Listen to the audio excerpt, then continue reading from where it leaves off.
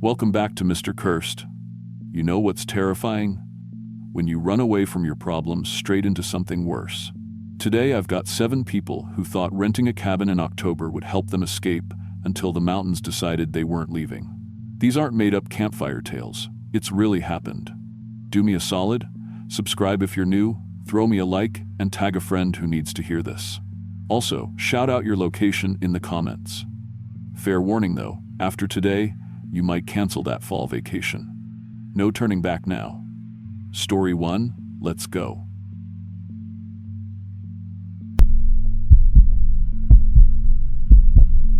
I'm 68 years old, and I guess most folks my age would say the hardest part about getting older is watching your body slow down. For me, it's watching my mind slip away, piece by piece. The doctor calls it early-stage dementia, but I just call it terrifying. That's why I drove up to Frank's family cabin in Willow Creek Hollow, West Virginia, on October 13th last year. I wanted to sort through 45 years of marriage memories before I couldn't remember them anymore. Frank had been gone 6 months by then. Heart attack took him in March while he was fixing the porch steps. The cabin had been sitting empty since, and our kids kept asking when I was going to deal with his things. Honestly, I'd been putting it off because going through a dead husband's belongings is hard enough without worrying you might forget what half of it means. But time was running out for me in more ways than one, so I packed a week's worth of clothes and drove the 3 hours from Charleston. The place looked exactly like Frank left it.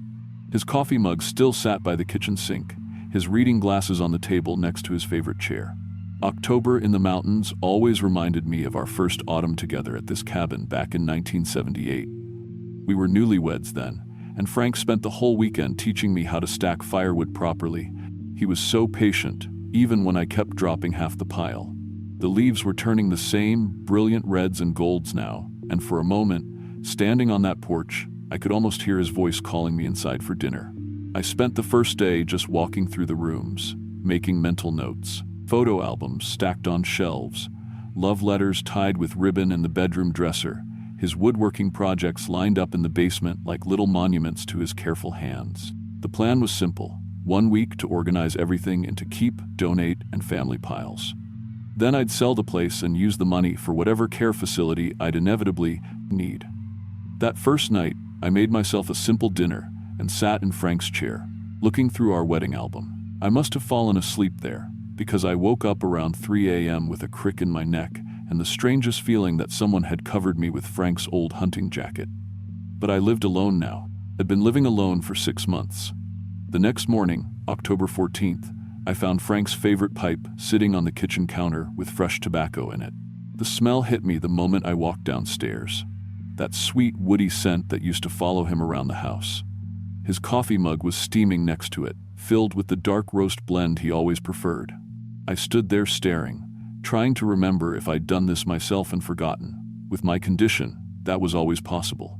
But then I noticed the photo albums. They were arranged on the living room table in perfect chronological order. Our courtship, wedding, first years of marriage, kids being born. Someone had spent hours organizing them this way. The thing is, some of the pictures showed events I couldn't recall at all. There was one of Frank and me at what looked like our 25th anniversary party, but I remembered having a quiet dinner that year because money was tight. In the photo, we were surrounded by family and friends, Frank's arm around my waist, both of us laughing at something off camera. I found a journal on the coffee table, open to a page covered in my own handwriting. The entry was dated yesterday, October 13th, and described in detail the wonderful conversation Frank and I had about our grandchildren over dinner. I remembered eating a sad sandwich alone while looking through boxes. But here was my handwriting, describing Frank's laugh, his thoughts on our youngest grandson's baseball games, his plans for winterizing the cabin. The details were so specific, so exactly like something Frank would say, that I started wondering if grief was making me lose bigger chunks of time than I thought. Over the next few days, it got worse. I'd wake up to elaborate breakfasts I didn't remember cooking. Frank's favorite blueberry pancakes, bacon cooked exactly how he liked it, coffee strong enough to wake the dead. The cabin filled with sounds that made my heart race. His morning cough echoing from the bathroom, the rustle of newspaper pages being turned in the living room, his habit of humming old country songs while he puttered around. I found more love letters in my handwriting, all addressed to Frank and dated within the past week. They talked about how grateful I was that he was helping me through this difficult time with my memory, how much it meant to have him with me as we organized our life together. One letter mentioned him driving me to doctor's appointments, holding my hand during the difficult conversations about care facilities. But Frank couldn't drive me anywhere. Frank was buried in Riverside Cemetery back in Charleston. On October 16th, the radio started playing our wedding song, "The Way You Look Tonight," every morning at exactly 8:30. When I called the station to ask about it, they insisted they hadn't played that song in years. They suggested maybe I was thinking of a different station, but I knew what I was hearing. It played for exactly 3 minutes and 22 seconds, just like the original recording Frank used to put on our old turntable. That afternoon, I discovered photo albums I'd never seen before. They showed Frank alive and well in recent months, helping me at doctor's appointments I remembered going to alone, celebrating my 68th birthday with a cake I never recalled having, sitting with our children during family visits, where we discussed my diagnosis. In every picture, he looked exactly like he had before the heart attack, healthy and smiling, his arm around my shoulders like he'd never left. The photos were so vivid, so detailed, that I started to wonder if maybe I'd been wrong about everything. Maybe Frank's death was just a false memory brought on by my condition. Maybe the grief and confusion I remembered was actually something else entirely. The mountain air made my thinking feel clearer somehow, and these pictures were proof of a reality I'd somehow forgotten. That evening, Frank's voice started calling my name from different rooms. "Betty, what do you think about pork chops for dinner?" From the kitchen. "Betty, did you see where I put my reading glasses?" From the bedroom. I found myself responding naturally, cooking his favorite meals and setting 2 places at the table like I had for 45 years. During these conversations, Frank updated me on current events, family news, things that had happened since I'd supposedly forgotten he was alive. "Don't worry about the memory problems," his voice said one evening as October mist swirled through the cabin rooms. "We'll face this together like everything else." The mist moved in patterns that looked almost like a person walking, and when I spoke to it, it seemed to respond, shifting and settling like Frank adjusting his position in his favorite chair. On October 18th, my daughter Sarah called, worried because I was supposed to return home the day before. I told her Frank had answered the phone earlier and said I was staying longer for our anniversary. There was a long silence before Sarah gently explained that Dad had died in March, that she'd been the one planning to come check on me if I didn't answer soon. But I had evidence. Frank's handwriting on grocery lists dated this week, his voice on the answering machine saying he'd be back from town later. The cabin itself seemed to support his presence. Doors opening for him.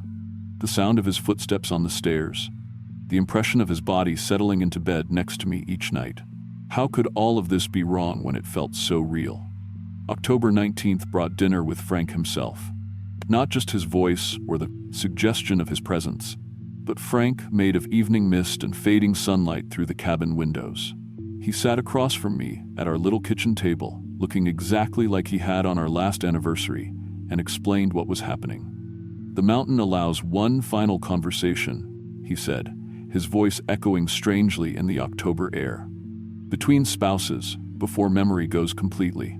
This is our last autumn together, Betty, before your mind moves past the place where we can really connect." He told me this supernatural gift was letting me experience perfect marriage memories one final time, a chance to say goodbye properly before my dementia progressed beyond meaningful conversation. But staying past Halloween would trap my consciousness here in eternal autumn, reliving the same perfect week forever while my body deteriorated somewhere else. The choice became clear over the next 2 days. Medical appointment reminders appeared on the calendar I didn't remember writing. Dementia specialist, care facility tours, discussions about supervised living. Going home meant facing a future where I'd forget Frank completely, where strangers would help me eat and bathe and I wouldn't remember why any of it mattered. The mountain offered an alternative. Staying where every day could be our perfect anniversary, where Frank would always be 62 and healthy, and I'd always remember our first autumn here as newlyweds. October leaves swirled around us both as Frank's spirit explained he'd been waiting since March, hoping I'd come for this final goodbye. My children arrived on October 21st, finding me having animated conversations with empty air. I appeared healthier and happier than I'd been since Frank's death, they said later, but clearly losing touch with reality. Sarah and Tom stood in the doorway watching me set 2 places for dinner, asking Frank about his day, discussing plans for winterizing the cabin with a man who wasn't there. The choice crystallized in that moment. I could return to a care facility where I'd forget Frank completely within months, or stay in this eternal autumn where our love could exist forever, untouched by disease or death. Frank's spirit whispered that our love transcended death, but I had to choose my own path forward. In the end, I chose reality. Not because it was easier, but because authentic love includes accepting loss and change. As I packed my bags, Frank's presence began to fade, but I heard him whisper, "I'll be in every autumn memory you keep, as long as you can keep them." I left with one photo album of real memories and a strange sense of peace about our final goodbye. Back home, I moved into memory care, but I keep Frank's spirit alive through stories I tell to staff and visitors. Every October, when the leaves start turning, I feel his presence in the changing season and remember our perfect final week together. The doctors say I'm progressing faster than expected now, but I don't mind as much. I had my goodbye, and sometimes, on crisp autumn evenings when the light slants through my window just right, I swear I can smell pipe tobacco and hear Frank humming old country songs, just out of sight but never really gone.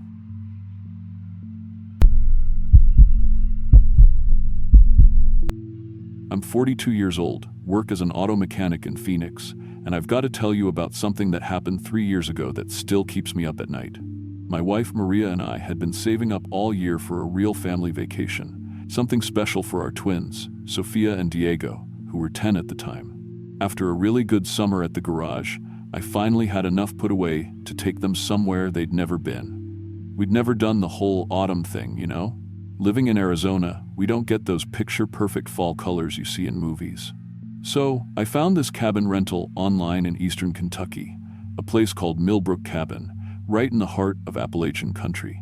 October 15th through 22nd, perfect timing for peak foliage, or so the website promised. The drive took us 2 days, but it was worth it when we finally pulled into that valley. I mean, it looked like something straight out of a postcard. Every single house we passed had these elaborate Halloween decorations, ISA, not the cheap plastic stuff from Walmart, but real handcrafted displays. Corn stalks bundled around porch posts, hand-carved pumpkins lined up along walkways, scarecrows that looked like they'd been made by actual farmers instead of bought from a store. The cabin itself sat at the bottom of this valley, surrounded by these rolling hills that were just exploding with color. Reds and oranges and yellows I'd never seen before in my life. What struck me right away was how friendly everyone was. We hadn't even finished unloading the car before our nearest neighbor, this older woman named Mrs. Henderson, came walking over with a basket of homemade apple butter and cornbread. She welcomed us like we were long-lost family, asking about our drive, making sure we had everything we needed. Within an hour of arriving, we had 3 more neighbors stop by. The Coopers from across the way brought us fresh cider, and the Pattersons from up the hill dropped off a whole mason jar of honey from their own bees. October 16th felt like the perfect start to our vacation. The kids were in heaven, running around the property, collecting leaves, exploring the little creek that ran behind the cabin. Sophia kept saying she wanted to move here, and Diego was fascinated by all the old farming equipment scattered around the valley. Everyone we met invited us to something a barn dance on Friday, a quilting circle for Maria, a fishing trip for me and Diego. It was like we'd stumbled into some kind of Norman Rockwell painting where everybody actually knew their neighbors and looked out for each other. Then on October 17th, Mrs. Henderson knocked on our door around breakfast time. She was practically glowing with excitement, asking if we'd like to participate in their annual harvest choosing that evening. She described it as a fun family tradition, something they'd been doing for generations to celebrate the season and officially welcome visitors to their mountain community. The whole thing would happen at the old Grange Hall, she said, and it would be a wonderful way for the kids to experience authentic mountain culture. We showed up that evening to find the entire valley gathered in this beautiful old building decorated with corn stalks and pumpkins. Must have been 60 or 70 people there, from babies to grandparents, all dressed in their Sunday best. The ceremony itself seemed innocent enough. Everyone's name went into this hand-carved pumpkin, including ours, which they said was to officially welcome us to their mountain. They had these old harvest prayers and rituals that the oldest residents led, talking about gratitude for the season and respect for the land. When they drew Maria's name from that pumpkin, the entire room erupted. I'm talking about cheers and applause like she'd just won the lottery. People were hugging her, shaking her hand, calling her blessed. I remember thinking it was sweet, maybe a little over the top, but these mountain folks clearly took their traditions seriously. Maria was laughing and blushing, enjoying all the attention. The kids thought it was great. Their mom had won something special. October 18th, the visitors started coming before we'd even finished breakfast. Mrs. Henderson brought a beautiful quilt she said had been in her family for 3 generations. The Cooper family dropped off mason jars of preserved peaches and green beans. The Patterson kids brought hand-carved wooden toys for Sophia and Diego. Everyone who came treated Maria differently now, with this kind of reverence I couldn't quite understand. They called her Mother Harvest and this year's blessing, speaking to her like she was some kind of honored guest. By noon, we had so many gifts piled up in the cabin that we couldn't fit them all on the kitchen table. When I mentioned to Mr. Patterson that we'd need to figure out how to pack all this stuff for the drive home, he got this serious look on his face and said, "We really should consider extending our stay through Halloween. The full harvest experience," he called it. Said it would be a shame for Maria to miss out on the special ceremony they had planned for Halloween night. The community women started coming around in the afternoons, teaching Sophia these traditional harvest songs. Beautiful melodies, but the lyrics were strange. Something about mothers and mountains and eternal protection. Meanwhile, the men would take Diego out to see their farming techniques, showing him how to read the signs of a good harvest, how to prepare for winter. The kids came back each day with these gorgeous handmade costumes for Halloween. Sophia got this elaborate dress made from autumn leaves and wheat stalks, and Diego had this scarecrow outfit that looked like it belonged in a museum. It was Maria who first found the photos in the local library. She'd gone into town on October 19th while the kids were playing with their new friends, just browsing around, when she discovered this whole section dedicated to harvest mothers. Dozens of family photos spanning what looked like decades, all showing visiting families with the mother circled in gold marker and crowned with wheat. The photos went back generations, but the weird thing was that recent ones showed the same families returning year after year without their mothers. When Maria asked the librarian about it, she got this dreamy smile and explained that the mothers had chosen to stay and become the mountain's eternal caretakers. Said it was the highest honor their community could bestow, and that these women ensured good harvests, mild winters, and protection for all the families in the valley. Maria came back to the cabin that afternoon looking troubled, but when I pressed her about it, she just said it was probably some old mountain tradition she didn't understand. That's when I started paying closer attention to our walks around the valley. There were these corn mazes that seemed to be everywhere, and no matter which path you took through them, they all led to the same thing, little shrines honoring previous harvest mothers. Each shrine had a photo, usually from the 1,980 seconds or 1,990 seconds, of a woman wearing that same wheat crown Maria had been promised. The shrines were well maintained, with fresh flowers and offerings of fruit and grain. October 20th, the elderly women of the community started sharing stories with Maria about past harvest mothers. They spoke with this reverent tone about the sacrifice these women had made, how they'd ensured the survival of the entire valley through harsh winters and failed crops. Mrs. Henderson told a particularly detailed story about the 1,987 harvest mother, a woman named Janet who'd been visiting with her family from Ohio. That night, Maria found a journal hidden in a drawer of the cabin's bedroom. The handwriting was shaky, feminine, and dated from October 1987. It was Janet's journal, describing her experience as that year's chosen harvest mother. The early entries were excited, grateful, talking about the honor of being selected and the kindness of the community. But as Halloween approached, the tone changed. She wrote about feeling compelled to stay, about understanding that the mountain needed a mother's love to survive each winter. The final entry just said, "I understand now, the mountain needs a mother's love to survive each winter." The next morning, we found Sophia and Diego surrounded by local children, all of them singing those harvest songs together. But now I could make out more of the lyrics. When Mama becomes the mountain, when Mama feeds the earth, We'll never go hungry. We'll never know hurt. The kids were so absorbed in their singing that they didn't notice Maria standing in the doorway, tears streaming down her face. October 21st, the community started actively preparing Maria for what they called the transformation ceremony on Halloween night. Women arrived at the cabin with this beautiful harvest dress, deep burgundy fabric embroidered with golden wheat patterns. They brought a crown made from actual wheat stalks, autumn leaves, and what looked like very old beads. When I tried to object, to say we'd be leaving before Halloween, Mr. Patterson pulled me aside. He explained, very seriously, that interfering with harvest tradition would bring 7 years of crop failure to the entire valley. He wasn't threatening, just stating what he believed to be fact. Meanwhile, the women were telling Sofia and Diego that their mother would become the mountain's guardian and that they should feel honored. They spoke about it like Maria was being promoted to some kind of supernatural management position. The most disturbing part was how Maria was responding to all this. She'd started talking about her responsibility to the mountain and the honor of being chosen. When I tried to discuss leaving, she'd get this distant look and say, "We couldn't possibly abandon the community that had shown us such kindness." She spent hours staring out at the valley, talking about feeling connected to the seasonal rhythms, about understanding things she'd never understood before.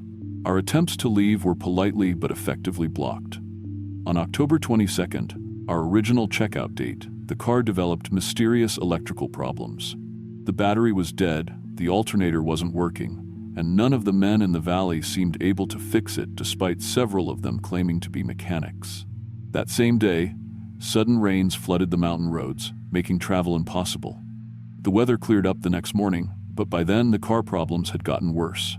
The community explained that abandoning harvest duty would doom everyone to harsh winter and failed crops.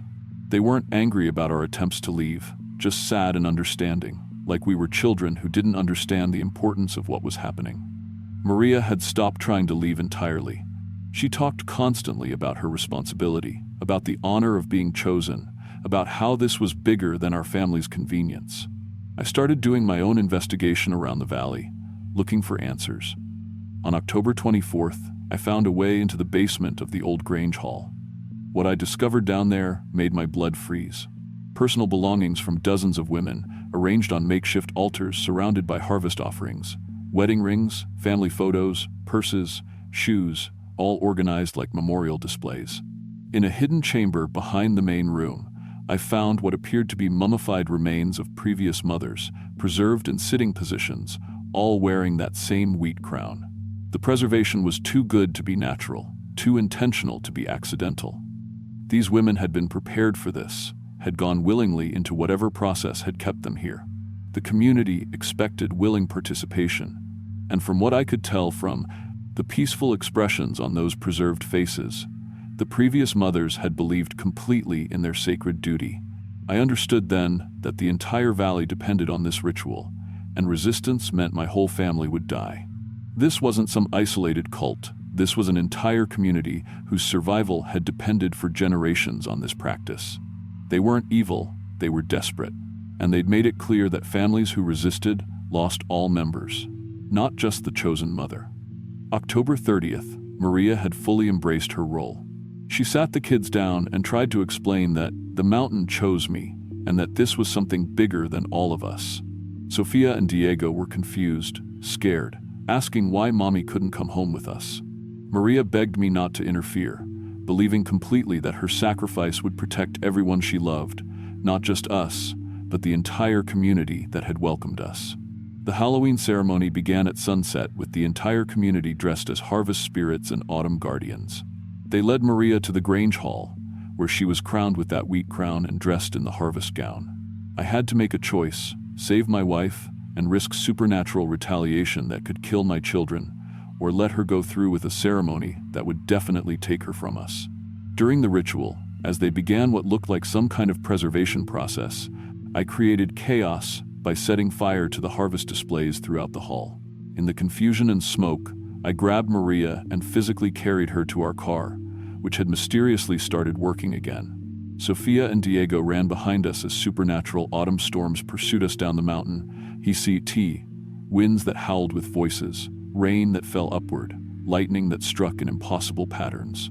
Maria fought me during the entire drive, insisting we return for the ceremony to save the valley. She was convinced that my interference would doom everyone we'd met, that the mountain would take its revenge on innocent families. It wasn't until we reached the interstate, about 50 miles from the valley, that the supernatural compulsion broke and Maria came back to herself. She didn't remember anything from the past week, not the ceremony, not the preparation, not her willing participation in any of it. We never went back. Never talked about it with anyone except each other, and even then, only rarely. Maria has no memory of those final days, but she has nightmares about wheat crowns and autumn storms. The kids remember everything, and Sophia still sings those harvest songs, sometimes without realizing it. We've never taken another fall vacation, and I work extra hours every October just to keep my mind occupied. I still think about those people sometimes, wonder if they found another family that year, another mother willing to stay. I wonder if the valley survived the winter without Maria's sacrifice, or if their crops failed like they said they would. I wonder if I doomed an entire community to save my wife, or if I saved us all from something ancient and hungry that hides in the mountains, wearing tradition like a mask. Looking back now, I still don't know if we did the right thing. All I know is that my family is together, and that has to be enough.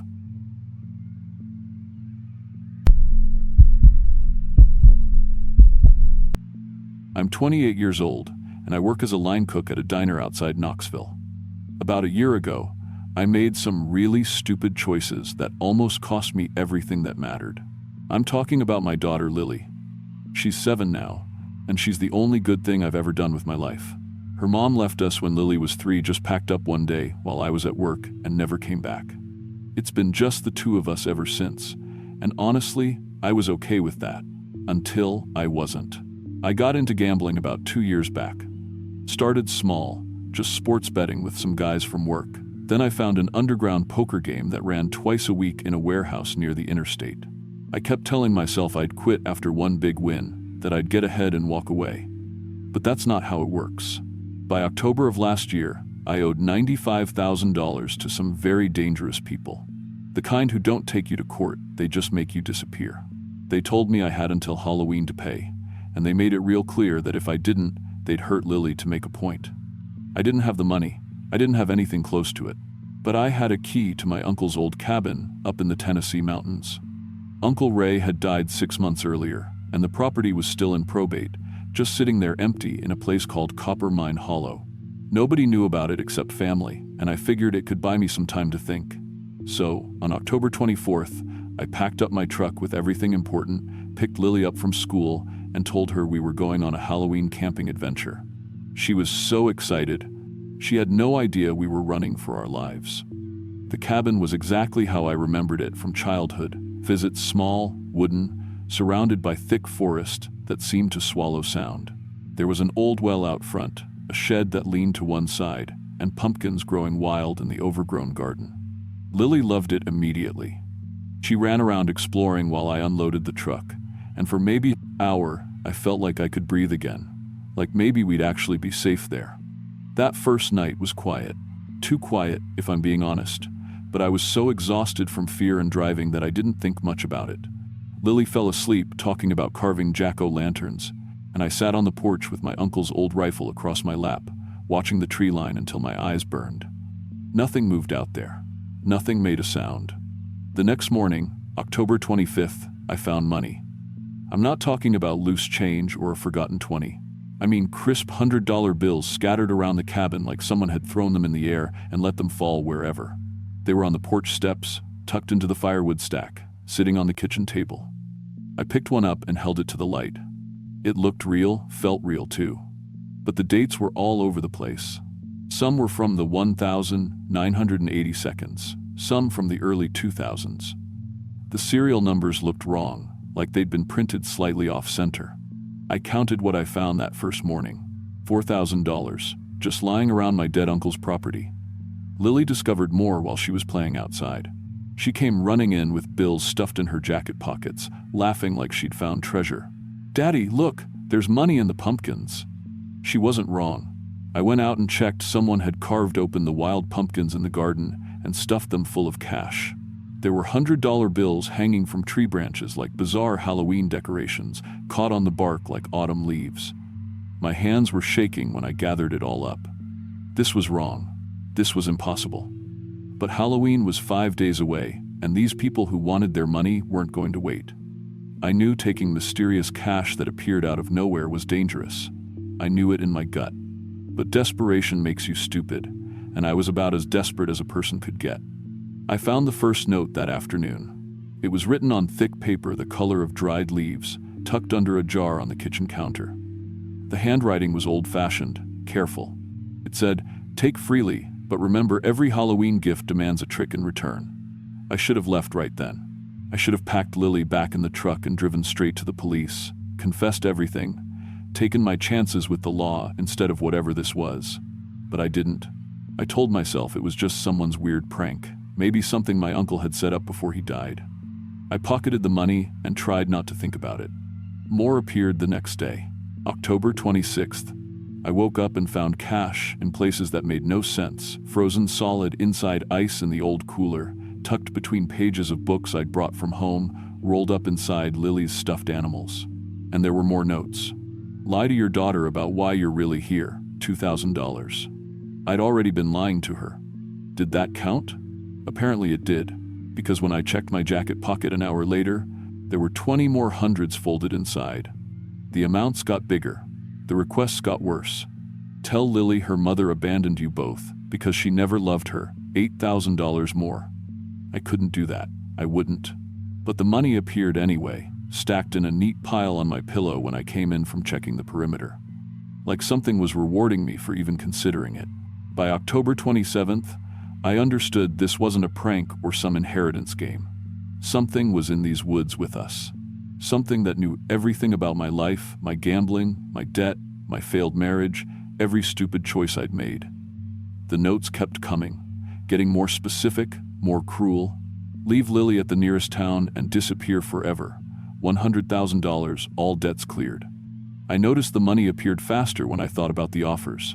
When I stood there weighing the options, doing the math in my head, calculating if I could really abandon my daughter to save both our lives, that's when more bills would appear, fluttering down from the ceiling or materializing in my hands. Like whatever this thing was, it fed on me considering these horrible choices. The Halloween decorations around the cabin started changing too. The wild pumpkins in the garden, their carved faces would shift. When I ignored a note or refused to do what it asked, the jack-o'-lanterns would frown. When I hesitated, when I almost gave in, they'd grin wider. Then it started working on Lily. She began asking questions that didn't sound like a 7-year-old. "Daddy, why can't we just take all this money and never go back? We could live in a mansion. We could be safe forever." The way she said it, the reasoning behind it, it was too sophisticated, too calculated. I'd find her standing in the middle of the cabin at night, eyes open but not really seeing, talking about financial security and fresh starts in this flat adult voice that wasn't hers. During the day, she'd make arguments about why we should stay on the mountain, about how we didn't need anyone else if we had enough money. My little girl, who loved coloring books and cartoons, was suddenly talking like a corrupt financial advisor. That's when I started really searching the cabin. I found journals in the crawl space under the floorboards, hidden behind loose stones in the fireplace. They were from other people who'd stayed here. Different years, different handwriting, but all the same story. Desperate people arriving in October, money appearing. Impossible choices. Some of them stayed and became part of the mountain. I found entries that just stopped mid-sentence, like the person writing had been absorbed into whatever ran these woods. Others took the money and left, but their final entries talked about how their problems multiplied within weeks. Debts that were paid off came back doubled. Family members who'd been safe got hurt. The supernatural price always came due. The last journal I found explained it. Someone had figured out the pattern before they were lost. The entity, whatever it was, drew power from the moment people chose money over love. From the exact instant a parent weighed their child's worth against dollar amounts. It fed on corrupted family bonds, on moral compromise. And Halloween week was when it could influence the living world most strongly. Every person who seriously considered these deals, who let themselves calculate the value of abandoning someone they loved, gave it sustenance for another year. October 29th. I found exactly $95,000 in a black garbage bag on the porch. It was decorated with little Halloween ghosts and pumpkins, like a trick-or-treat bag from hell. The note attached said, "Take this, and your gambling debts vanish forever. But you can never leave this mountain." There was another bag. This one had $200,000 inside, pristine bills that smelled like fresh ink. Its note said, "Abandon the child and start fresh with new identity. Take this bag and walk to your truck. Drive away and never look back. Her memories of you will fade by Christmas." I sat on that porch for 3 hours, holding both notes, while Lily slept inside. And I'm ashamed to admit I thought about it. I really did the math. If I stayed on the mountain, at least she'd be with me. If I took the second bag, she'd go into the system, but she'd be alive and eventually adopted by someone better than me. The debt collectors wouldn't have any reason to hunt her. She'd be safe. That's what the thing wanted.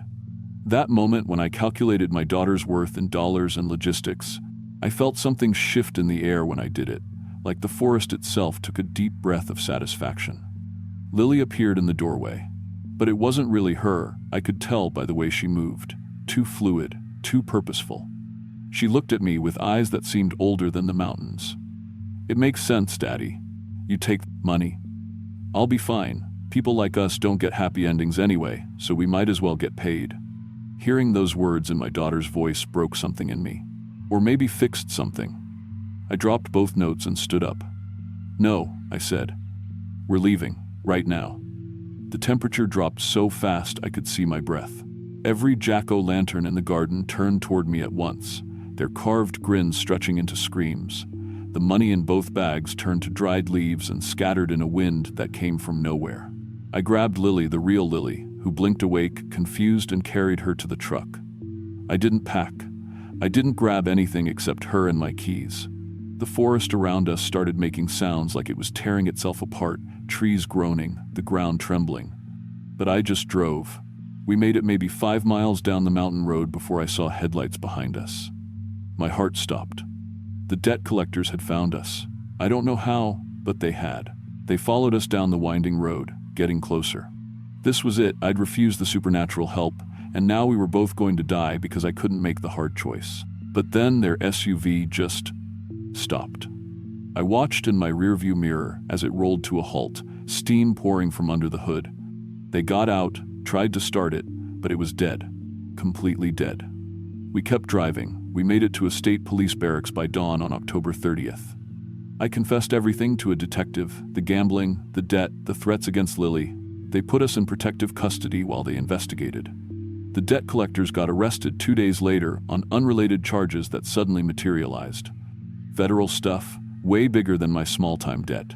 They went away for a long time. I entered a witness protection program, got relocated, found work at a new diner in a new state, started going to Gamblers Anonymous. Been clean for a year now. Lily's in therapy, though she doesn't remember much. About the cabin, the doctors say that's normal for trauma at her age. But I remember. I remember every bill, every note, every moment I calculated whether my daughter was worth more or less than my problems. The thing in those woods knew I'd reach for the money. It was counting on it. Maybe it's still up there, waiting for the next desperate person to stumble into Coppermine Hollow looking for an easy way out. I still have nightmares about those jack-o'-lanterns turning toward me, about the sound of Lily's voice saying words no child should know, about the journals from all those other people who couldn't resist. The thing is, I came so close to taking that second bag, closer than I want to admit. And sometimes, late at night when I'm lying awake, I wonder what would have happened if I had.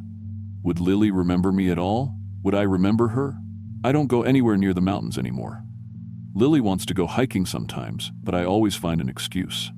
She doesn't push it. Maybe some part of her does remember, even if she can't access it. Looking back, I realized that entity wasn't really offering me a choice.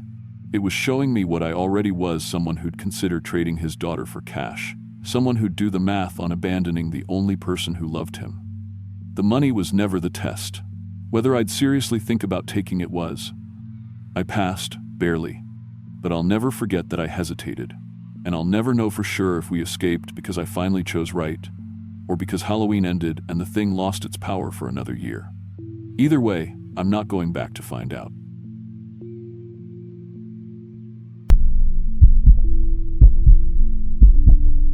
I'm 26 and work as a cashier at a grocery store back in Charlotte. Last October, I was dealing with the worst injury of my life. Had crushed my hand pretty bad in one of those industrial cart machines at work about 4 months earlier. The doctor said I'd damaged tendons and bones, and even after all that physical therapy, I could barely make a fist without wanting to cry. My manager kept giving me these pitying looks, and customers would stare when they saw the scars and how I had to use both hands just to count change. I needed to get away from all that for a while, so I rented this little cabin up in the North Carolina mountains called Pine Valley Cabin. Found it online for pretty cheap. Guess not many people want a vacation in the mountains during late October. The listing said it was perfect for quiet recovery and reflection, which sounded exactly like what I needed. I booked it for 11 days, October 20th through the 31st, figuring I could do my therapy exercises without anyone watching or feeling sorry for me. The drive up took about 3 hours, winding through all these back roads that got narrower the higher I climbed. The cabin was small but clean, tucked back in the trees with this little gravel driveway that crunched under my tires. It had everything I needed: a decent kitchen, a wood-burning stove, and most importantly, complete privacy.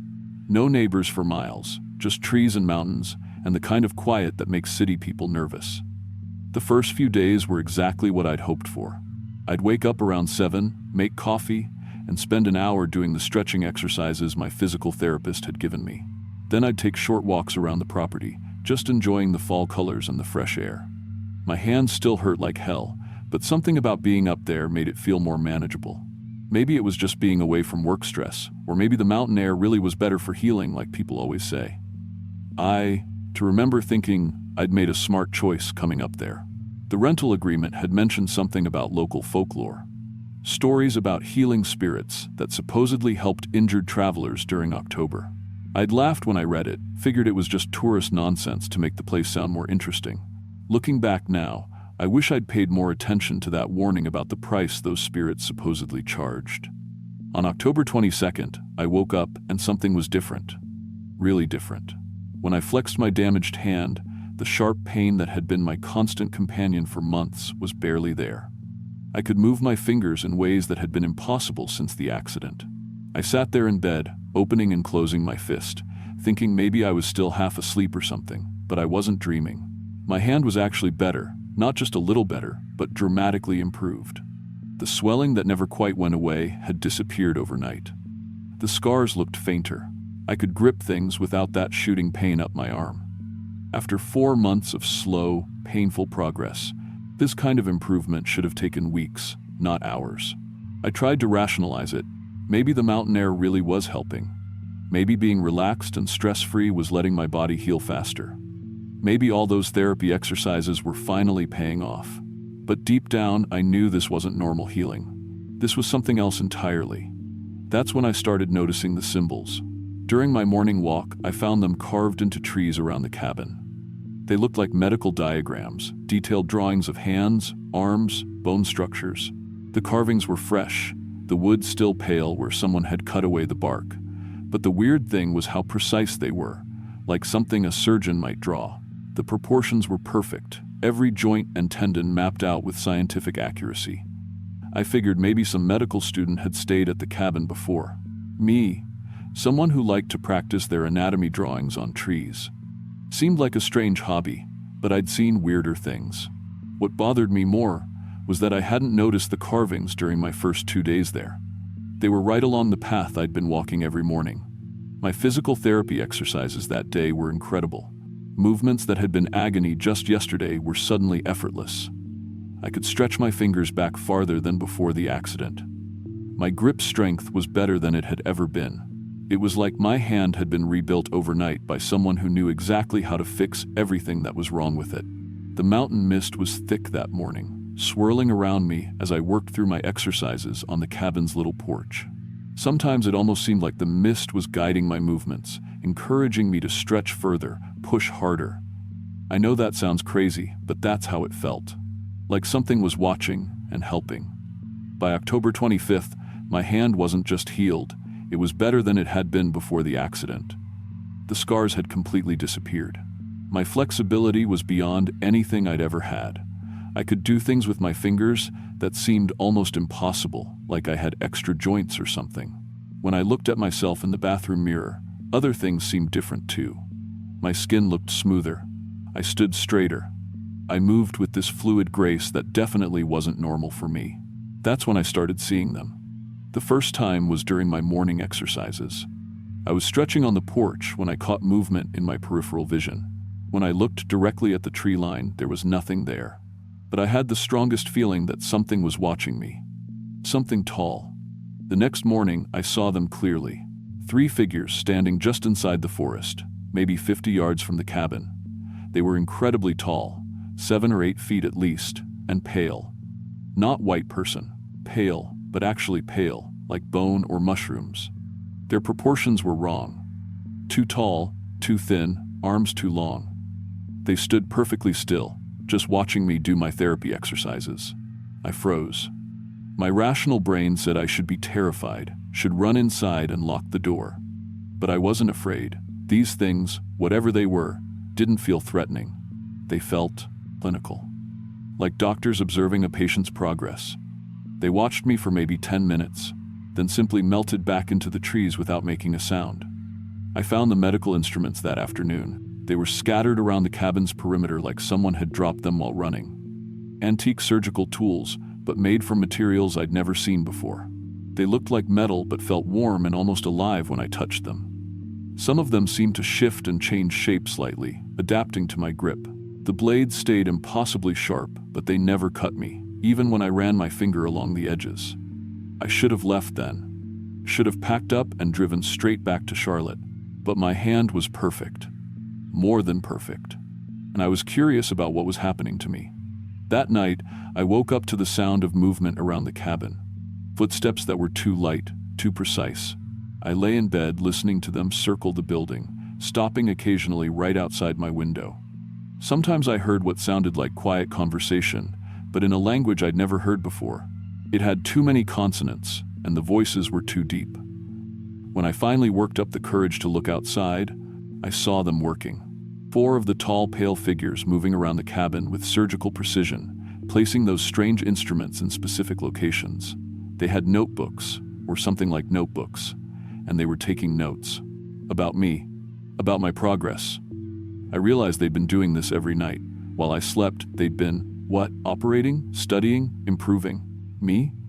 I touched my hand, my perfect, impossible hand, and understood that whatever was happening to me wasn't natural healing. It was them. Over the next 2 days, the changes accelerated. My hearing became sharper. My vision improved. I could see clearly in almost complete darkness. My reflexes were faster than they'd ever been. I felt stronger, more coordinated, like my body was becoming the best possible version of itself. But I also started feeling different inside. Hungrier, but not for food. I found myself staring at the forest, feeling drawn to go deeper into the mountains. Sometimes I caught myself moving in ways that reminded me of how those tall figures moved, too fluid, too precise. On October 27th, they made direct contact. I was sitting on the porch after dinner when the lead figure emerged from the tree line. It approached slowly, hands visible, moving with that careful precision. When it got close enough, it reached out and touched my forehead with one long, cold finger. Images flooded my mind.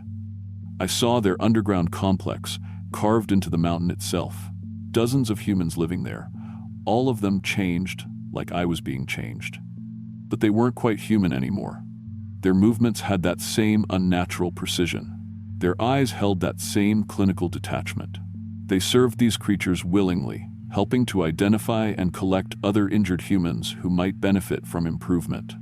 I understood then what was really happening. This wasn't healing. It was recruitment. The creatures, I learned they called themselves something that translated roughly to the perfectors, had been doing this for centuries. Every October, they sought out injured humans and offered them miraculous healing. But the healing came with strings attached. The improvements made you dependent on them, changed your brain chemistry, altered your needs, until human society became impossible. They showed me the others they'd collected over the years. A logger who'd lost his leg in 1987, a hiker who'd broken her back in 2003, a veteran with PTSD from 2011. All of them living underground now, all of them happy to serve, all of them barely recognizable as the humans they'd once been. The lead creature explained their offer. Complete perfection, eternal life, abilities beyond human imagination. In exchange, I would help them identify and collect other injured humans during future October seasons. I would become a bridge between their species and mine, using my enhanced abilities to evaluate potential candidates and convince them to accept treatment. It wasn't a hard choice to make. It was terrifying. On Halloween night, they took me to their complex. The entrance was hidden beneath the cabin, accessible through a trapdoor I'd never noticed. We descended through carved tunnels that went deeper into the mountain than seemed possible. The walls were covered with those same anatomical diagrams I'd seen on the trees, but these were carved in stone and filled with some kind of luminescent material that made them glow. The main chamber was enormous, filled with advanced medical equipment that looked like it was grown rather than built. Dozens of the former humans moved through the space, tending to various tasks with mechanical efficiency. They greeted me with smiles that didn't quite reach their altered eyes. At midnight, the final transformation ceremony was supposed to begin. I would be placed in one of their bioenhancement chambers and emerge as something between human and perfector, optimized for my new role in their society. I ran. I can't explain what gave me the strength or clarity to resist. Maybe some part of my original personality was still fighting. Maybe I wasn't as far along in the conversion process as they thought. But when they led me to the chamber, I bolted. The tunnels were a maze, but I followed the air currents upward, trusting my enhanced senses to guide me back to the surface. Behind me, I could hear them calling, not angry, just disappointed, like doctors whose patient had decided against a beneficial treatment. I made it back to the cabin and drove straight down the mountain without stopping to pack. As I descended, I felt the improvements starting to fade. My perfect vision dimmed. My enhanced hearing became normal. My incredible hand coordination slipped back toward human levels. By the time I reached Charlotte, my crushed hand was exactly as damaged as it had been when I left. The pain was back, the limited mobility, the ugly scars. But I was myself again, flawed and broken and completely human. I went back to work the next week. Same pitying looks from my manager, same stares from customers. But I didn't mind anymore. I helped other employees when they got hurt, listened when they complained about their injuries, reminded them that healing takes time and that's okay. Every October since then, I feel them calling me back. Not audibly, it's more like homesickness, but for a place I've never really been. Sometimes I dream about that underground complex, about the perfected humans serving their perfecter masters with such contentment. Sometimes I wake up thinking maybe I made the wrong choice. But then I look at my scarred, imperfect hand and remember that it's mine, really mine, and that's worth more than any kind of perfection they could offer. I still don't know why I was able to resist when so many others couldn't. Maybe I just got lucky. Maybe they'll try again someday. But for now, I'm staying far away from the North Carolina mountains in October. Some kinds of healing aren't worth the price.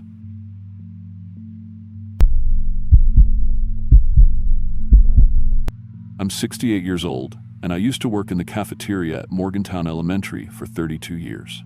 My husband Frank passed away this past March from a heart attack, and I've been struggling with some memory problems lately. Nothing too serious yet, but enough that my doctor wants me to see a specialist. That's why I decided to drive up to Frank's family cabin in Willow Creek Hollow, West Virginia, on October 13th. I wanted to go through all his things before my mind got any worse, you know? Preserve what I could while I still remembered it all clearly. The cabin sits about 20 miles east of Beckley, up a winding gravel road that Frank's grandfather built back in the 1942. We'd been going there every October for 45 years. It was our special place. Frank proposed to me there in 1978, right on the front porch while the leaves were changing. The place is filled with memories, photo albums, love letters, his woodworking projects in the shed, coffee mugs we'd bought on different trips.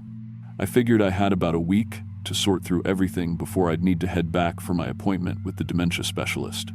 The drive up was peaceful. October in West Virginia is something else. All those maples and oaks turning gold and red, the air crisp and clean. I had the windows down in my old Honda, listening to the classic country station. When I pulled up to the cabin around 3 in the afternoon, Everything looked exactly like it always had. Frank had kept the place in perfect condition right up until he died. The porch swing where we'd sit every evening, his workshop out back, even his old Chevy truck still parked under the carport, covered in a blue tarp. I spent that first evening just walking around, remembering. Sat on the porch until after dark, listening to the crickets and thinking about all the times we'd done this together. Frank always said October was when the mountains showed off, and he was right. I made myself some tea and went to bed early, planning to start going through his things the next morning. That's when things got strange. I woke up on October 14th around 7, like I always do. Walked out to the kitchen to make coffee, and I stopped dead in my tracks. There on the kitchen table was Frank's favorite pipe, the one he'd carved himself from cherry wood, sitting next to a pouch of his tobacco. Fresh tobacco, the kind he special ordered from that shop in Charleston. Next to it was his coffee mug, the blue one with the chip on the handle, and it was steaming. Hot coffee, made exactly the way Frank liked it, 2 sugars, splash of cream. I stood there staring at it for probably 5 minutes. I didn't remember making coffee. Hell, I didn't even remember buying that tobacco. Frank had been dead for 6 months, but there it was, fresh as anything. The coffee was perfect too. Tasted exactly like Frank used to make it. I walked into the living room, and that's when I really started to worry. All of Frank's photo albums were spread out on the coffee table, open to pictures from our early years together. They were arranged in perfect chronological order, our first date, our wedding, honeymoons, anniversaries. But some of the pictures, I didn't remember taking them. There was one of us at the cabin from what looked like last month, both of us smiling on the porch. Frank looked healthy, not like he had in his final weeks when his heart was failing. I found a journal on the side table, filled with my own handwriting. Entries dated from just yesterday, describing long conversations I'd had with Frank about the photo albums, about our memories, about how much we missed spending time together. The writing was definitely mine. I recognized my loops and slants, but I had no memory of writing any of it. According to the journal, Frank and I had spent hours yesterday evening talking about our first autumn at the cabin together. That's when I heard footsteps upstairs. Heavy footsteps, moving from the bedroom to the bathroom. The same pattern Frank followed every morning for 45 years. I called out, "Frank?" but got no answer. Just the sound of water running, like someone brushing their teeth. My heart was pounding, but part of me felt relieved. Like maybe Frank wasn't really gone. The next few days were like living in a dream I didn't want to wake up from. Every morning I'd find evidence that Frank had been there. Meals I didn't remember cooking, but that tasted like his favorites. Love letters in my handwriting addressed to him and dated just days before. The local radio station kept playing our wedding song, the Tennessee Waltz, even though when I called to request it, they said they hadn't played that song in years. On October 16th, I found 3 new photo albums I'd never seen before. They showed Frank and me together in recent months, him helping me at doctor's appointments, celebrating my birthday last month, even pictures of our kids visiting with their grandfather. In every photo, Frank looked exactly like he had before he got sick. Not aged, not tired, just Frank. I started talking to him. I'd set 2 places at the dinner table, and we'd have conversations about current events, about the grandkids, about my memory problems. His voice was so clear, coming from different rooms in the cabin. He'd call my name from the bedroom, ask me what I wanted for dinner, tell me stories about his day. During these talks, he knew things he shouldn't have known. News events that happened after he died. Things the kids had told me over the phone. "We'll face this together, Betty," he'd say when I worried about my memory. Like everything else, the October mist would swirl through the room sometimes, and I swear it moved like Frank responded when I spoke to it. The cabin felt alive in a way it never had when Frank was actually alive. On October 18th, my daughter, Sarah, called. She was worried because I was supposed to have come home the day before. I told her Frank had answered the phone and said, I was staying longer for our anniversary. Our 47th was coming up on October 25th. There was a long silence on the phone. "Mom," Sarah said gently, "Dad died in March. Remember? We had the funeral at First Baptist." But even as she said it, I could hear Frank in the background, humming our song. The evidence was right there. His handwriting on grocery lists, his voice on the answering machine saying he'd be back from town by 5. That night, Frank appeared at dinner. Not solid, but made of mist and late sunlight streaming through the windows. He looked exactly like he had on our wedding day, young and smiling. "This is our last October together, Betty," he said, "before your mind takes our memories away completely. The mountain's giving us this gift. One perfect week to say goodbye properly." He explained that the mountain had always been special, that it allowed final conversations between spouses before one moved on. But there was a catch.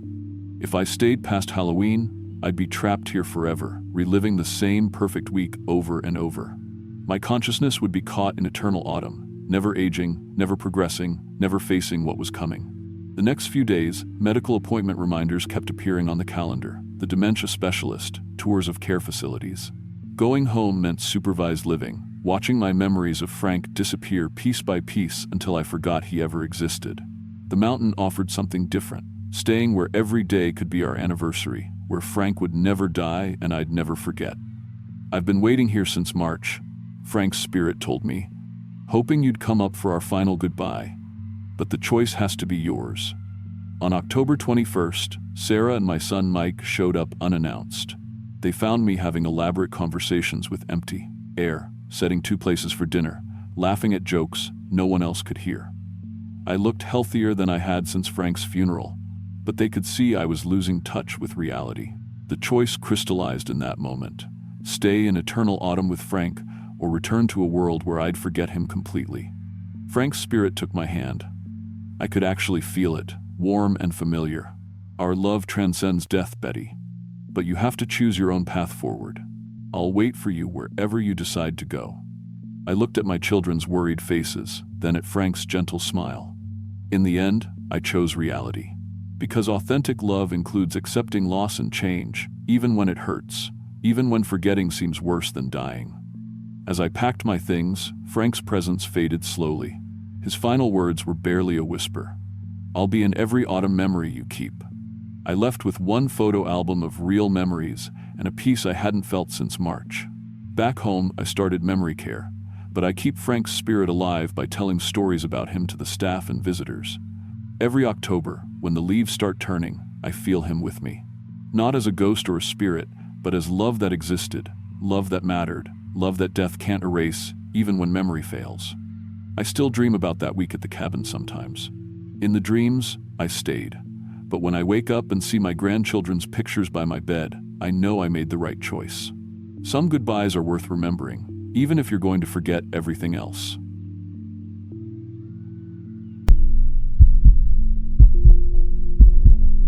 I'm 42 years old, and I work as an auto mechanic here in Phoenix. My wife Maria is a bank teller, and we've got 10-year-old twins, Sophia and Diego. Last October, we took our first real family vacation in years. I'd been saving up all summer after my garage had a really good run, and I wanted to show the kids what a real autumn looked like. You know, the kind with actual leaves changing colors instead of just more desert. We found this cabin rental online called Millbrook Cabin, way out in eastern Kentucky. The pictures looked perfect. Log cabin sitting in this little valley surrounded by mountains that were supposed to be peak color in mid-October. Maria was excited about getting away from the bank for a week, and the kids had never seen snow or real fall weather. We booked it for October 15th through the 22nd, packed up our Suburban, and drove straight through from Phoenix. The drive took us about 18 hours with stops.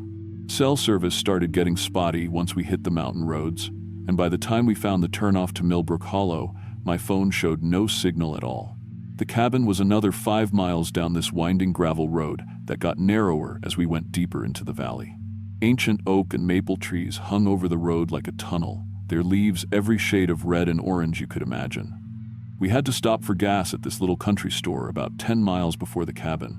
The old guy running the register looked at our Arizona plates and asked where we were headed. When I told him Millbrook Cabin, his expression changed. He got real quiet for a second, then said something I'll never forget. "Keep your lights on at night, all of them. And don't go outside after dark, no matter what you hear." I figured he was just trying to spook the tourists, maybe local humor or something. Maria and I laughed about it in the car afterward. The kids thought it was hilarious. Diego kept making ghost noises the rest of the drive. The cabin itself was everything we'd hoped for. 2 bedrooms, a big stone fireplace, wraparound porch with rocking chairs. It sat in this little clearing surrounded by forest on 3 sides, with a creek running behind it. The fall colors were incredible, better than any postcard. We spent that first evening unpacking, building a fire, and just enjoying being somewhere so quiet and beautiful. October 16th was perfect. We hiked some of the trails, collected leaves for the kids to take back to school, and Maria took about 100 pictures. The kids had never experienced silence like that. No traffic, no air conditioners, no city noise at all, just birds and wind through the trees. We cooked dinner on the cabin's old wood stove and spent the evening playing card games by the fire. Everything felt exactly like I'd imagined a family vacation should be. That's when things started getting strange. I woke up early on October 17th to start coffee and noticed something odd when I looked out the kitchen window. There were marks in the mud around our car, handprints, but way too big to be human. Each one was maybe twice the size of my hand, with 4 long fingers that ended in what looked like claw marks gouged into the dirt. The prints made a complete circle around our Suburban, like something had been examining it during the night. I called Maria over to look, and we both stood there trying to make sense of it. The prints were pressed deep into the mud, deeper than they should have been if it was just some curious animal. And the finger spacing was all wrong, too wide, too long. When Diego ran outside to see what we were looking at, he pointed up at the trees around the clearing. Fresh scratches covered the bark of several oak trees, carved deep into the hardwood at exactly 9 feet off the ground. Whatever made them had serious strength. These weren't shallow marks, but gouges that went right into the heartwood. The scratches formed patterns, almost like symbols or territorial markings. Then Sophia noticed our porch furniture. The night before, we'd left 2 rocking chairs and a small table scattered around the porch where we'd been sitting. Now they were arranged in a perfect circle in the yard, all facing the tree line. I know for sure we hadn't moved them. The chairs were heavy, and we'd all gone straight inside after the fire died down. Maria wanted to call someone, but our phones still had no signal. I told myself it had to be bears, or maybe local kids playing pranks, but something about those handprints bothered me. The proportions were wrong. Too human-like to be an animal, too large to be human. That evening, we made sure to keep all the cabin lights on, remembering what the gas station owner had said. Around 10 o'clock, while we were getting the kids ready for bed, Sophia pointed out their bedroom window and whispered, "Daddy, what are those yellow lights?" I looked where she was pointing and felt my stomach drop. Yellow eyes were watching us from between the trees, maybe 50 yards out. Not reflecting light from the cabin, Abel, actually glowing like they had their own light source. They were too high up to belong to any animal I knew, at least 8 feet off the ground, and as I watched, they started blinking in sequence. First one pair, then another, then a third. I grabbed the big flashlight from our gear and shined it toward the tree line. The beam caught at least 6 pairs of eyes reflecting back at different heights. Like whatever they belonged to were different sizes. When the light hit them, they didn't run or look away. They just stood there, watching us watch them. The kids were scared now, so Maria got them settled in bed while I kept watch at the living room window. Around midnight, I started hearing footsteps outside. Slow, heavy steps that circled the cabin in this measured rhythm, like someone pacing off the distance. The steps were too heavy for deer, too deliberate for bears. They'd start at the front porch, move around the left side of the cabin, continue behind to the creek, around the right side, and back to the front. Over and over, for about 2 hours. Between the footsteps, I could hear breathing. Deep, slow breaths that seemed to echo off the mountains. Sometimes there were sounds that might have been whispered words, but I couldn't make out what they were saying. The October wind carried everything, making it hard to tell what was real and what was just my imagination working overtime. Morning couldn't come fast enough. October 18th brought fresh evidence that we weren't alone. Stone cairns had appeared overnight, the carefully stacked rocks arranged in geometric patterns around the clearing. Each stack was about 3 feet tall and built with precision, like someone who knew exactly what they were doing. But what really shook us up was finding personal items from inside the cabin worked into each stack. Sophia's pink hairbrush was balanced on top of one cairn. Diego's toy car was wedged between rocks in another. Maria's reading glasses were carefully placed in a third stack, and my work gloves were folded neatly beside a fourth. These weren't items we'd left outside. They'd been taken from inside the cabin while we slept. Red cloth strips hung from every tree branch, visible from the cabin windows, tied with complex knots that looked almost nautical. The fabric looked old, faded, like it had been weathered for years. When I tried to untie one to examine it closer, the knot was so intricate I couldn't figure out how it had been tied in the first place. But the worst discovery was finding more of those four-fingered handprints pressed against the outside of the kids' bedroom windows. The prints were fresh, still slightly damp, positioned at eye level like something had been watching Sophia and Diego sleep. The glass showed no cracks or damage, but the prints were clear as day, pressed against the window from outside, sometime during the night. That's when I realized we were being studied. During the day on October 19th, we started hearing calls echoing through the valley. They sounded almost like human voices, but stretched and distorted, like someone speaking through a pipe or from very far away. The worst part was that the voices were calling our names. Carlos, Maria, Sophia, Diego. Each name would echo from a different direction, sometimes overlapping, so we'd hear multiple voices calling the same person simultaneously. When Diego answered one of the calls, thinking it might be another family in the area, his own voice came back from the forest about 5 minutes later. Not an echo. His exact words, "Hello? Is someone there?" repeated back in his 10-year-old voice, but coming from deep in the woods where no child should be. Whatever was watching us was learning to mimic human speech by copying our exact words and voices. The realization made my skin crawl. On October 20th, the watchers got bolder. They started appearing at the forest edge during daylight, standing just far enough back that we couldn't see clear details, but close enough to make out their basic shape.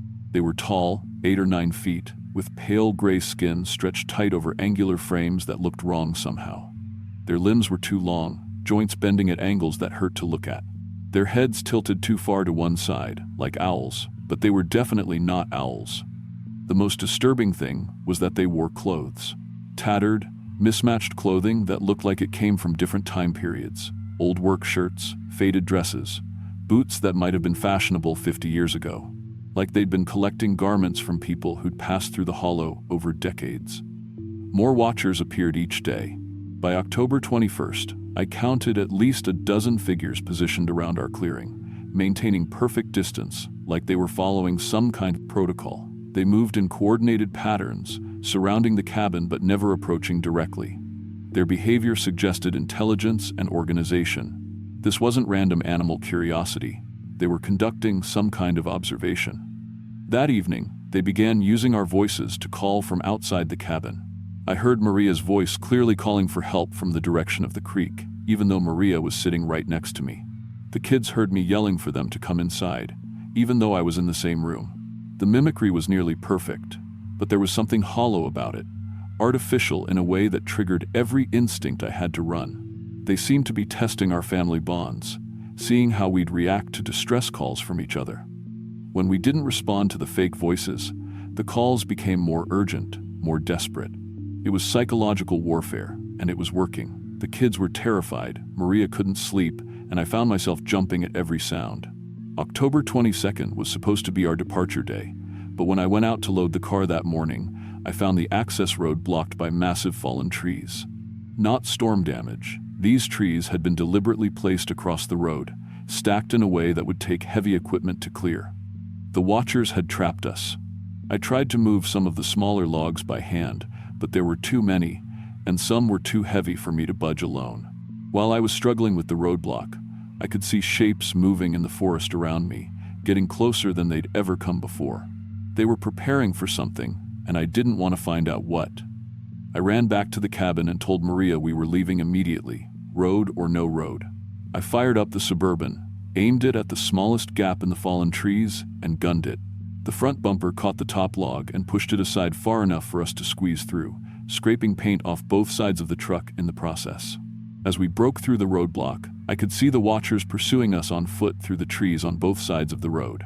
They moved impossibly fast, keeping pace with our truck even as I pushed it to 40 miles per hour on the narrow gravel road. Their long limbs carried them in a loping gait that covered ground like nothing I'd ever seen. The pursuit stopped suddenly when we reached the paved road at the mouth of the hollow.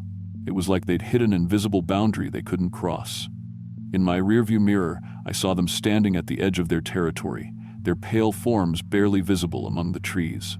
And I swear I could hear them calling our names one last time as we drove away. Cell service returned as soon as we left the hollow. Maria called 911 immediately, and we met state police at the country store where we'd stopped for gas. The old man behind the counter just nodded when we told him what happened, like he'd heard similar stories before. The police investigated, but they found no evidence of the watchers, no unusual wildlife activity, no fallen trees blocking the road.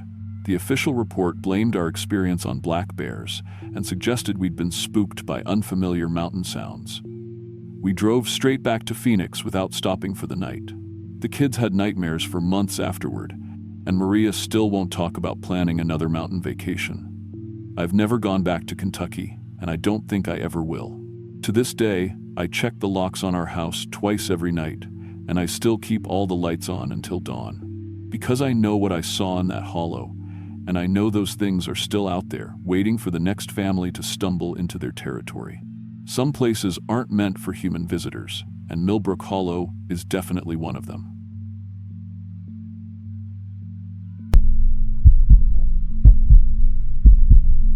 I'm 31 years old, and I work as a cell phone tower technician. I've been climbing towers and installing equipment for about 8 years now, and honestly, it's good work that pays well. But by last October, I was burned out. I'd spent most of 2024 installing 5G equipment across 3 states, and all that constant exposure to radio frequencies was getting to me. Headaches every day, couldn't sleep right, felt like my brain was buzzing even when I got home. My supervisor told me to take some time off before I made a mistake up on a tower, so I decided to rent a cabin somewhere with no cell service at all. That's how I found Echo Ridge Cabin in the Virginia mountains. The listing specifically advertised complete digital silence. No cell towers within 20 miles, no internet, no cable TV. Perfect for what I needed. The place was available October 12th through 26th, right during peak foliage season. I figured 2 weeks of hiking and reading books would get my head straight again. The drive up took about 4 hours from Richmond. Echo Ridge Road wound through some beautiful country, all those hills covered in red and gold maples. The cabin sat at the end of a gravel road, maybe 3 miles from the nearest neighbor. It was exactly what I'd hoped for.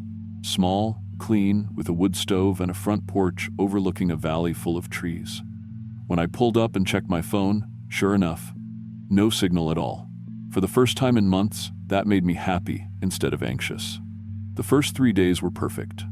I hiked during the day, read by the fire at night, and slept better than I had all year. My headaches faded away, and I started feeling human again. I'd forgotten what silence actually sounded like, just wind in the trees, birds calling, maybe a squirrel rustling through leaves. No electronic hum in my ears, no constant awareness of invisible signals bouncing around. I was starting to think I might need to find a different line of work when I got Never Succession back. Then, on October 15th, I started hearing something else. I was sitting on the porch after dinner, just watching the sunset, when I picked up this faint, electronic pulse coming from the woods. It was subtle, but once I noticed it, I couldn't ignore it. The sound came in rhythmic patterns, 3 short pulses, pause, 2 long ones, pause, repeat. As a tower tech, I know radio frequency patterns when I hear them, and this was definitely artificial. But there shouldn't have been any broadcasting equipment within miles of this place. At first I figured maybe someone had a radio or something, but the pattern was too regular, too mathematical. It reminded me of the test signals we use when calibrating cellular equipment. The weird thing was, it seemed to get stronger when I faced certain directions. If I turned toward the north woods, the pulses got clearer. Turned south, and they faded almost to nothing. My professional curiosity got the better of me. I'd come here to get away from technology, but I couldn't resist trying to track down the source. The next morning, I grabbed my hiking gear and headed north into the trees, following the signal like it was calling me. The woods were thick with oak and maple, typical mountain forest. But after about a mile of hiking, I started noticing something strange about how the trees were arranged. They weren't random like you'd expect. They grew in almost perfect lines, with specific spacing between them. The pattern reminded me of how we space cell towers for optimal coverage across mountainous terrain. But trees don't grow that way naturally. When I reached a clearing about 2 miles from the cabin, I stopped dead. The trees around the edge formed geometric shapes. Triangles, hexagons, patterns that would take surveyors and heavy equipment to create. Rock formations jutted up from the ground in perfect parabolic curves, like natural satellite dishes. And my phone, which had shown no signal for days, suddenly detected massive signal strength. The display showed 5 bars, but when I tried to make a call, nothing happened. That night, back at the cabin, I couldn't shake what I'd seen. I'm good with math. You have to be in my job. And those tree patterns followed the same mathematical principles we use for antenna arrays. But I couldn't figure out how they'd gotten that way, or why my phone was picking up signals where none should exist. October 18th, things got worse. The electronic pulses started following a schedule, always during specific times that my brain somehow knew in advance. I'd be eating breakfast and suddenly think, signal window opening in 10 minutes. Then sure enough, the pulses would start. I began recognizing the timing-matched satellite passes overhead, planetary alignments, things I'd never paid attention to before. The really disturbing part was the knowledge appearing in my head. Technical specifications for communication systems I'd never studied. Frequency calculations that were beyond anything I'd learned in my training. I started drawing antenna designs in my notebook, complex arrays that could handle transmissions across impossible distances. The drawings looked professional, like engineering blueprints, but I had no memory of learning how to design them. Each night, the geometric patterns in the forest grew more complex. New arrangements appeared with mathematical precision that would have required teams of engineers to survey and plan. I'd hike out during the day to find rock cairns built in perfect spirals, tree branches woven into parabolic shapes, clearings carved into hexagonal grids. It was like something was terraforming the entire mountainside into a massive antenna array. My dreams filled with technical manuals for technologies that didn't exist yet. Electromagnetic theory that made our current cell networks look like tin cans and string. I'd wake up understanding concepts about signal propagation across galactic distances. Knowledge that felt like it was being downloaded directly into my brain, and underneath it all, a growing awareness that this wasn't random. Something was preparing the mountain for communication on a scale I couldn't comprehend. On October 21st, I realized the truth. The entire mountain range formed a natural antenna array. Ridge lines, valley orientations, mineral deposits in the bedrock, everything worked together to create a planetary-scale communication device. The cabin sat at the exact focal point where signals from deep space could achieve maximum clarity. According to every geological survey, these mountains shouldn't exist the way they were arranged. Someone or something had been reshaping this landscape for thousands of years. That night, the contact began. I was lying in bed when my brain synced with the transmission frequency. The entity didn't communicate with words or images. It spoke through technical specifications, electromagnetic theory, mathematical concepts that appeared fully formed in my consciousness. It existed in quantum space between galaxies, had been observing civilizations for millions of years. It had chosen me specifically because my technical background and radiation exposure had left my brain sensitive to non-terrestrial frequencies. The knowledge it offered was incredible. Faster than light communication, unlimited clean energy, technologies that could solve every crisis facing humanity. But there was a price. I would need to stay as a permanent relay, maintaining the mountain antenna array while my consciousness gradually merged with their galactic network. I'd become something between human and cosmic entity, forever bridging the gap between Earth and the vast intelligences watching us from deep space. October 24th, everything changed. I woke to the sound of vehicles coming up the gravel road. My cellular company had reported me missing after I'd been out of contact for almost 2 weeks. 3 trucks full of my coworkers were driving up to check on me and test the area for equipment malfunctions. The entity's presence in my mind became urgent, almost panicked. It explained that outside interference would permanently close the communication window. Decades of preparation would be lost. I had to choose immediately: return to my normal life or accept responsibility for advancing human civilization by thousands of years. Standing on that porch, watching my colleagues get out of their trucks, I felt the weight of potentially saving our entire species. But I also understood that humanity wasn't ready for this knowledge. We could barely handle the technology we already had. Giving us cosmic-level capabilities would be like handing nuclear weapons to children. I made my choice. The moment I decided to return to normal life, everything changed. The geometric patterns in the forest vanished as if they'd never existed. My technical drawings became blank pages. The enhanced understanding faded back to normal human knowledge, leaving only fragments and a profound sense that something vast had been watching us. When my coworkers found me, I was just a burned-out tower tech who'd been camping too long without proper supplies. I told them I'd been hiking and lost track of time. They ran every test they could think of on the area, found nothing unusual about signal propagation, electromagnetic readings, or geological formations. Just normal Virginia mountains covered in pretty fall leaves. I went back to work, but I lead a different team now. 3 years later, I'm the project manager for our company's Deep Space Communication Research Division. We're part of the international effort that made first contact last year. The confirmed intelligent signals from Proxima Centauri that every scientist is calling the discovery of the century. Sometimes, late at night in the lab, I'll catch myself drawing antenna arrays that look almost familiar. The other engineers say my designs are years ahead of current technology, like I have an intuitive understanding of cosmic-scale communication systems. They don't know why, and honestly, I'm not sure either. But I never went back to Echo Ridge, and I still keep my phone on airplane mode when I sleep.